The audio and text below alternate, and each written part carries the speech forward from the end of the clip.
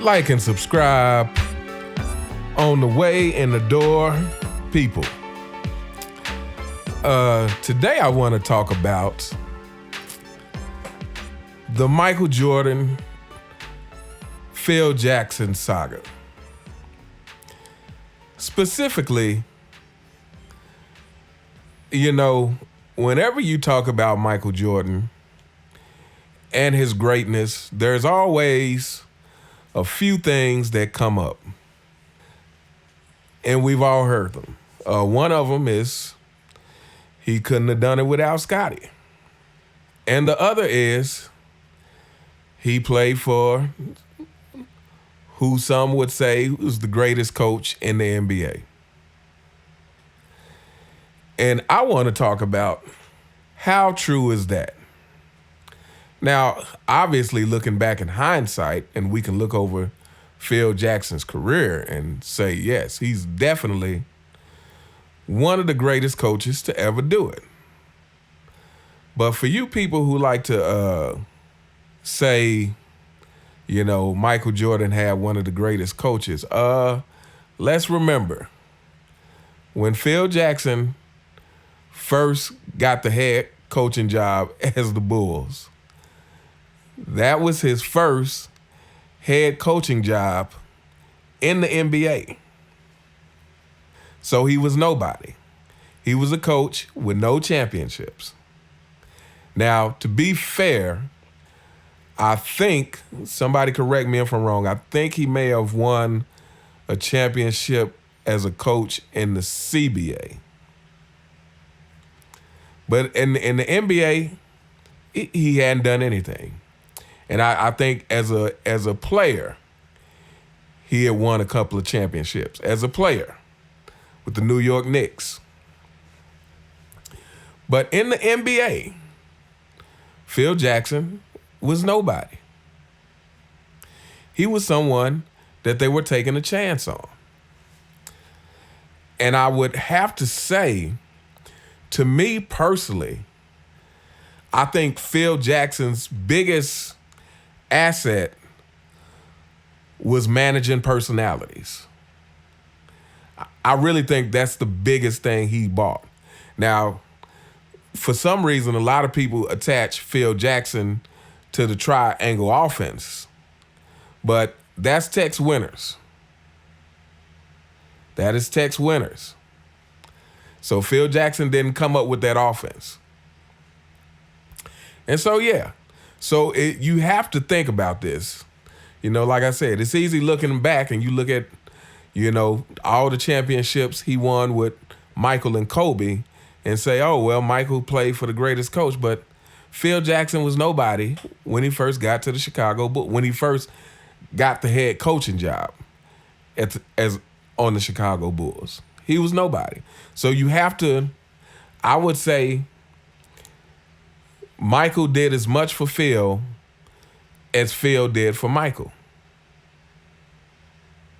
Michael did as much for Phil Jackson's career as Phil did for Michael. And again, I say this, first of all, I don't say anything on this channel that I don't wholeheartedly believe. When I say this, those of us who watch Michael, knowing how relentless he is, I truly believe that he was going to find a way to win no matter what the circumstances. So, however, with Phil Jackson, I feel like him and Phil kind of grew together. But here's where the greatness of Phil Jackson can kind of come in question a little bit. And this is where we have to, I think dissect it a little bit further in this sense. Okay, so Phil, you got 6 championships with the player most people regard as the greatest player ever. And then you were fortunate enough to go coach a team with the player who came the closest to the greatest player ever. Greatest player ever. And that fact alone, you have to. You can't just automatically give him that title of the greatest coach ever. Again, you got 6 rings with the greatest player ever, and then you went and coached the player who came the closest to the person who most people see as the greatest player to ever do it, Kobe Bryant. And not to mention, you had Shaquille O'Neal on that team. I mean, though that much, to have 2 top 2 talents on a team, especially back in those eras, really didn't happen a lot. I mean, the only other team that comes to mind immediately, and I don't know if you can put them on the level of a Shaq and Kobe, but they were definitely 2 top 2 talents, is the Spurs having David Robinson and Tim Duncan. So, yeah. So, getting to coach that amount of talent, it's hard to really quantify how great of a coach he is. Like I said, the one thing I can say is he's obviously a wizard in managing personalities. Because dealing with the whole Kobe and Shaq thing, they weren't getting along. Dealing with personalities like Dennis Rodman, even dealing with a personality like Michael Jordan, and probably balancing out the team when Jordan would have potentially drove everyone crazy with his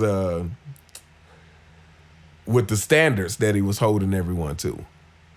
So yeah, I give Phil Jackson that credit as a wizard in managing personalities. But like I said, to me, it comes into question, how great of a coach were you when you coached Michael Jordan, Kobe Bryant, and Shaquille O'Neal at the same time? Anyway, just something to think about. Let me know what y'all think about that in the comments, people. Where do you think Phil Jackson ranks amongst the all-time great coaches? Do you think Phil Jackson is the best to ever do it? Or do you think Phil Jackson benefited from coaching some of the greatest players to ever do it? Let me know what y'all think in the comments. As you know, you all are greatly appreciated. I really sincerely appreciate each and every one of you who have subscribed to my channel.